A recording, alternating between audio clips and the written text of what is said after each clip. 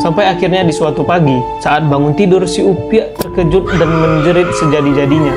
Warga yang kaget dengan teriakan tersebut langsung berlarian ke rumah si Upia. Dan ya, semuanya terkejut bukan main saat menemukan si bayi sudah tidak bernyawa dengan kondisi tubuh yang kurus kering. Di Sumatera Barat, ada satu kebiasaan yang masih dilakukan sampai saat ini oleh sebagian orang, dan terutama oleh generasi tua. Sanak uda yang dari Minang mungkin pernah mendengar atau mungkin pernah lihat langsung, entah itu nenek kalian atau orang tua kalian, naruh gunting atau pisau kecil di atas kepala bayi atau bantal bayi. Kalau ditanya kenapa, pasti kebanyakan dari mereka bakal menjawab untuk menghalau palasi. Tapi kalian tahu nggak sih palasi itu apa? Dan seberapa bahayanya sosok ini? Assalamualaikum sanak uda sadonyo. Selamat datang di Carita Uda.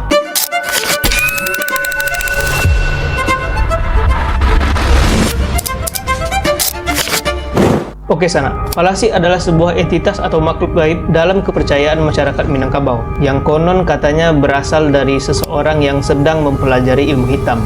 Ilmu hitam ini sendiri sanak digunakan oleh orang tersebut buat awet muda, buat panjang umur, dan buat kekayaan serta status dalam karir di kehidupan nyata. Orang yang menuntut ilmu palasi ini sanak konon katanya dapat melepaskan bagian kepalanya beserta dengan organ-organ tubuh lainnya. Dan dalam bentuk inilah mereka mulai mencari dan mengincar targetnya. Kalau kita lihat makhluk ini sama aja kayak kuyang di Kalimantan atau popo di Sulawesi dan pananggal di Malaysia. Sosok ini sangat ditakuti oleh ibu hamil dan orang tua sana karena mereka mengincar janin atau bayi yang baru lahir. Terus apa bedanya dengan kuyang dan lainnya? Nah, kalau kuyang sana, mereka sering tertangkap kamera atau oleh warga yang sedang berjaga malam. Sedangkan palasi ini lebih ke arah gangguan yang jarang banget terekam atau terlihat oleh kasat mata. Kalaupun ada kesaksian itu rata-rata hanya dari cerita individu aja. Lalu gimana sih bentuk atau karakteristik dari sosok ini? Nah, palasi ini sana, pada siang hari dia sama aja kayak manusia pada umumnya. Mereka berjalan dan bersosialisasi dengan masyarakat layaknya manusia aja. Nggak ada tanda fisik yang bisa kita lihat sebagai penanda atau pembeda dengan manusia biasa. Beda kayak kuyang sana. Kalau orang yang bisa berubah menjadi kuyang itu dipercaya memiliki garis hitam di bawah lehernya. Sedangkan palasi ini nggak punya tanda fisik sama sekali. Kayak kita aja, makanya sosok ini sangat sulit untuk dideteksi keberadaannya. Palasi ini dikatakan akan melepaskan kepalanya saat mereka beraksi mencari mangsa. Mereka akan berterbangan ke sana kemari untuk mencari ibu hamil atau bayi yang baru lahir. Biasanya saat bertemu targetnya, dia akan menghisap energi dan cairan merah si korban hingga dia lemas, sakit, dan tak jarang yang sampai kehilangan nyawa. Palasi atau ilmu palasi ini sana dikatakan juga merupakan sebuah ilmu turun-temurun. Jadi kalau misalkan si kakeknya punya ilmu palasi, maka anak dan cucu beserta keturunannya juga akan menjadi palasi. Jadi agak sedikit nggak adil di sana. Misalkan kamu punya kakek yang terobsesi dengan ilmu hitam dan menuntut ilmu ini, sedangkan kamu nggak mau dan nggak tertarik sama hal yang beginian. Tapi kamu bakal tetap terkena dampaknya dan kamu bakal tetap jadi palasi. Alamak, takutnya. Nggak sampai situ aja sana. Ternyata palasi ini juga punya tipe-tipe atau jenis-jenisnya. Udah sama kayak mobil. Ada yang tipe standar, tipe sport, sampai tipe ekstrim. Iya, palasi ini ada 3 tipe. Yang pertama adalah palasi bangkai. Palasi jenis ini biasanya mengincar target yang sudah tidak bernyawa atau sudah dikubur. Dia nggak ganggu target yang masih hidup.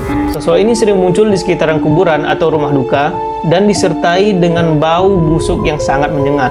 Yang kedua adalah palasi kuduang. Kuduang sendiri dalam bahasa Minang adalah tertutup atau tersembunyi.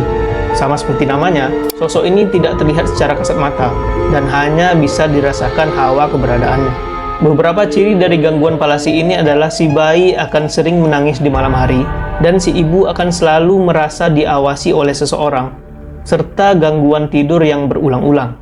Jenis yang ini juga dianggap paling sulit dikenali karena gangguannya yang bersifat halus dan sering dianggap cuma masalah biasa. Nah, yang ketiga adalah palasi pangiso atau penghisap. Sesuai dengan namanya, sosok ini akan mengincar targetnya di malam hari dan menghisap energi serta cairan merah si korban melalui ubun-ubunnya. Lalu efek yang dirasakan jika terkena palasi ini adalah si bayi akan tiba-tiba sakit, tubuhnya terasa lemas, dan ada tangisan yang tidak wajar dari si bayi. Sesuai dengan tipenya sana, palasi jenis ini juga yang paling sering memakan korban. Terus dah, Ada nggak sih kisah nyata tentang kejadian atau tentang palasi ini? Oh, tentu ada sana. Cerita ini bermula dari sebuah nagari kecil yang ada di Sumatera Barat. Nagari ini lingkungannya sangat tenang dan sangat asri. Setiap rumah itu punya halaman yang cukup luas, jadi jarak antar rumah itu bisa dibilang cukup jauh. Nah, di nagari ini ada seorang ibu muda yang baru saja dikaruniai anak. Kita sebut aja namanya si Upie. Nah, di minggu pertama sejak kelahiran anak tersebut, si Upie ini sangat bahagia layaknya ibu-ibu lain yang baru saja mendapatkan anak. Kegiatannya pun berjalan normal seperti biasa.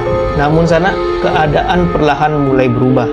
Tiap malam bayi si Upie ini menangis terus tanpa sebab yang jelas. Nangis terus nggak berhenti-berhenti. Si Upie dan keluarganya ini sudah mencoba berbagai cara buat nenangin si bayi. Mereka juga udah bawa si bayi ini periksa dan berobat ke dokter.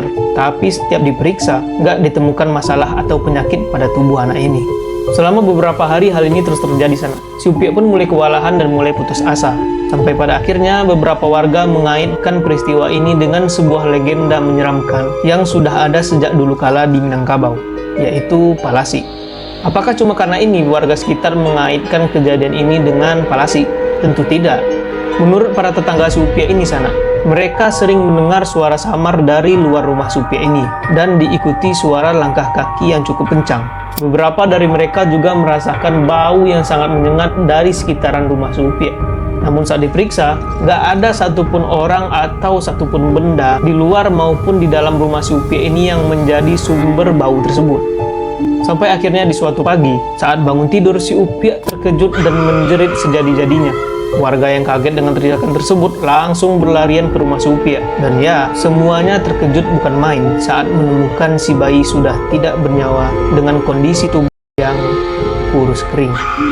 Akibat kejadian ini sana, seorang dukun atau orang pintar di nagari tersebut menyimpulkan bahwa kejadian ini adalah disebabkan oleh Palasi.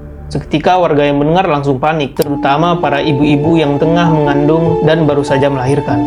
Nagari yang tadinya damai, tentram, seketika berubah menjadi mencekam. Terus apa nggak ada cara buat menangkal hal semacam ini? Nah, konon katanya sana, salah satu cara agar terhindar dari serangan Palasi ini adalah dengan meletakkan pisau atau gunting kecil di atas bantal atau kepala bayi. Sehingga katanya, hal inilah yang akan menyulitkan si Palasi buat menghisap ubun-ubun si targetnya. Nah, cerita inilah yang perlahan menyebar dari zaman dulu dan masih bertahan di beberapa tempat yang ada di Sumatera Barat. Terus ada nggak sih penjelasan ilmiah atau rasional untuk kejadian ini? Dan ternyata ada sana. Jadi begini, yang pertama adalah faktor psikologis. Dalam setiap kejadian Palasi ini, korbannya itu selalu ibu muda yang baru saja melahirkan dan keluarga yang kurang tidur. Sehingga kalau kita tarik secara psikologis, kondisi ini sering menimbulkan rasa kecemasan yang tinggi, serta dapat membuat tingkat kepanikan meningkat karena kurangnya tidur dan istirahat. Sehingga dengan begitu, pikiran si ibu akan selalu merasa diawasi dan akan selalu merasa waspada. Nah, yang kedua adalah karena pengetahuan medis tentang bayi pada zaman dulu yang belum semaju sekarang. Contohnya seperti bayi yang menangis terus, demam mendadak, dan badan lemas bisa saja disebabkan oleh infeksi ringan, dehidrasi, sampai kolik. Menurut halodoc.com, kolik adalah kondisi ketika bayi yang sehat menangis dan disertai dengan rewel yang cukup intens dan berkepanjangan tanpa alasan yang jelas. Kondisi ini juga sering membuat para orang tua baru merasa bingung. Dan kolik ini juga kerap terjadi pada malam hari, sehingga dapat membuat para orang tua kekurangan tidur dan istirahat. Nah, yang terakhir adalah karena efek sugesti atau cerita turun-temurun yang sudah tersugesti ke dalam pikiran masyarakat. Jadinya saat ada terjadi kejadian-kejadian seperti ciri-ciri di atas, masyarakat akan langsung mengaitkan hal ini dengan Palasi. Jadi, apakah Palasi itu mitos atau nyata? Bagaimana menurut sana? Coba tulis pendapatmu di bawah. Terlepas dari benar atau tidaknya, mitos atau faktanya tentang keberadaan Palasi ini, pelajaran yang bisa kita ambil adalah bayi dan ibu muda adalah orang yang paling rentan terkena penyakit. Jadi buat sanak-sanak yang baru berkeluarga dan sedang menanti kelahiran buah hati, jagalah kesehatan keluarga kalian sebaik-baiknya. Dan pastikan kebutuhan gizi serta nutrisi mereka terpenuhi. Karena membangun keluarga bukan cuma soal ikut-ikutan, tapi juga soal kesiapan. Dan kehidupan berkeluarga jauh lebih kompleks daripada sekedar cita-citaan. Itu. Oh iya, satu lagi.